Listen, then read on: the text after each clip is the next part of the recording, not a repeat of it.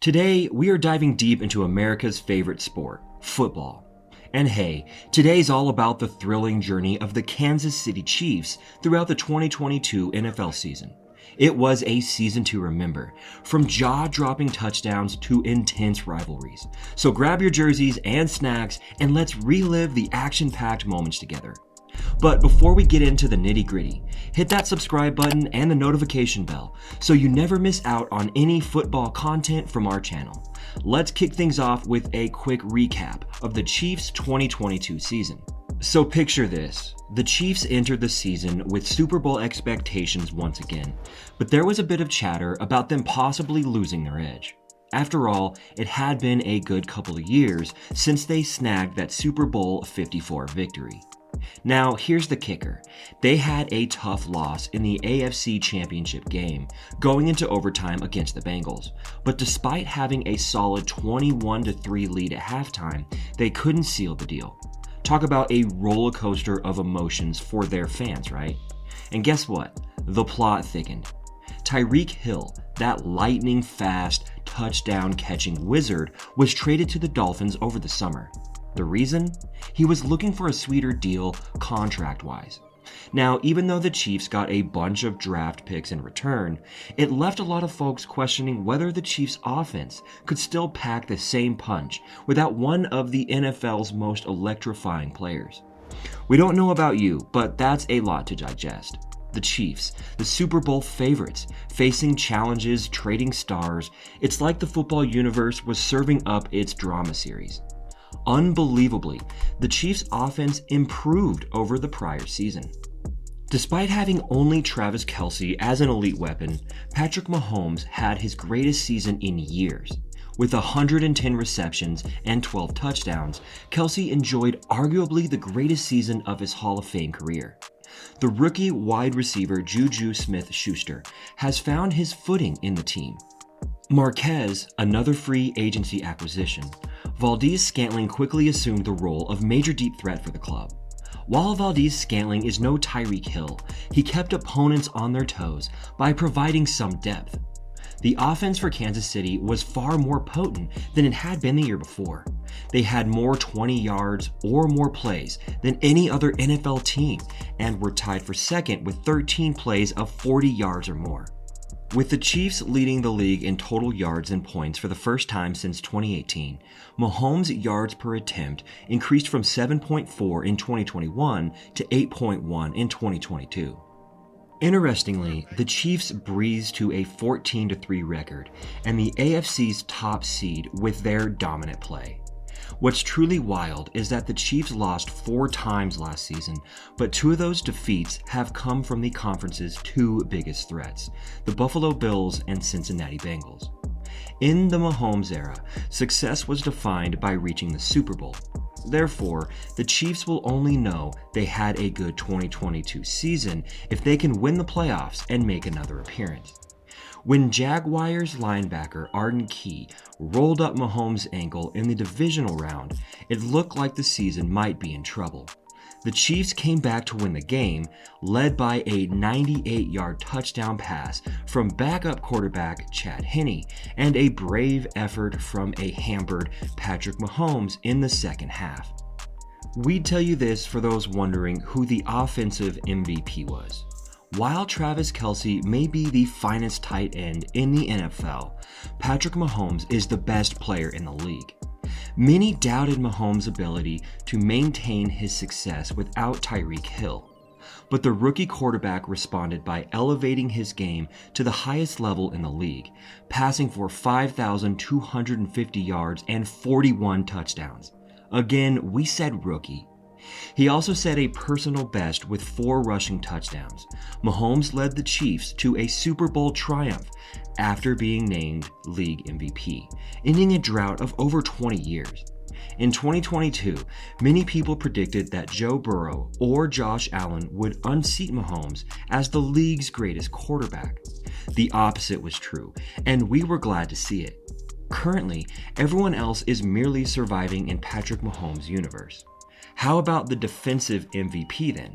It was DT Chris Jones.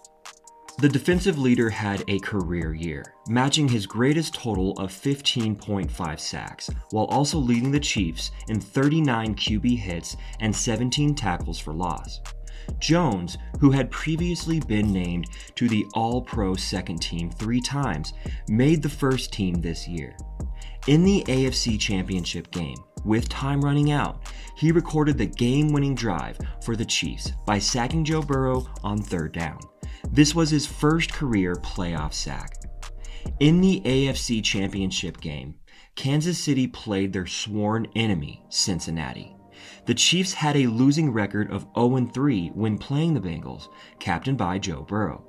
As expected, the score was close, and MaHOMES had to carry the Chiefs on his shoulders as they managed just 42 yards on 20 rushing attempts. The top quarterback performed admirably despite suffering an ankle sprain. He still managed to throw for 326 yards, 2 touchdowns, and 0 picks. The defense for Kansas City capitalized on the weakness of Cincinnati's offensive line by sacking Burrow 5 times and intercepting him twice.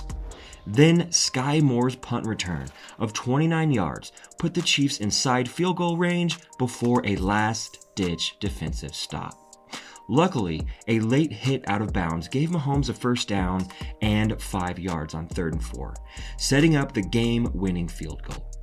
MaHOMES is special because of his amazing talent and uncommon determination to win, as was on display during his scramble.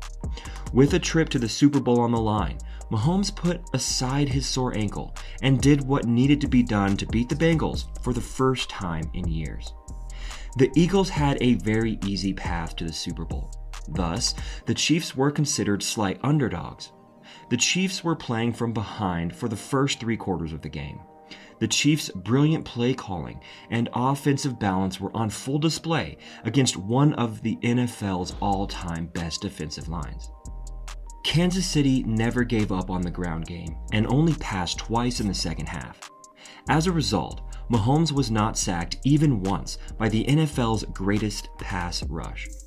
Andy Reid and offensive coordinator Eric Bieniemy displayed their red zone ingenuity by employing the identical motion on 2 touchdown passes in the 4th quarter, allowing receivers to walk in for easy touchdowns.